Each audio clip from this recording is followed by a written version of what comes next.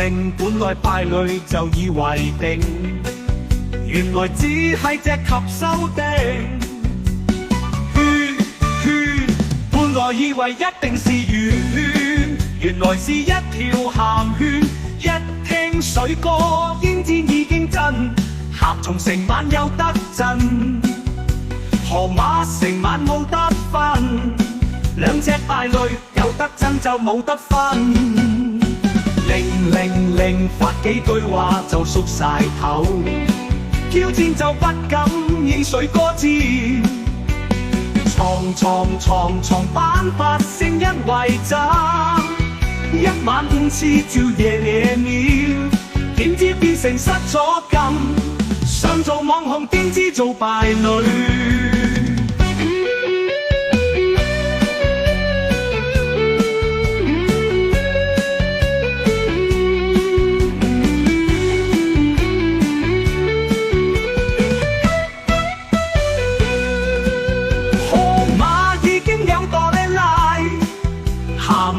變成縮後龜，未上台已經掉百無禁，全城市民等住水歌抽兩隻敗類，可惜已經估到晒，夠膽挑釁就不敢戰，河馬鹹蟲你食屎啦！記住你所講嘅老於西學，屌佢老母個二奶仔，河馬記住切子歌。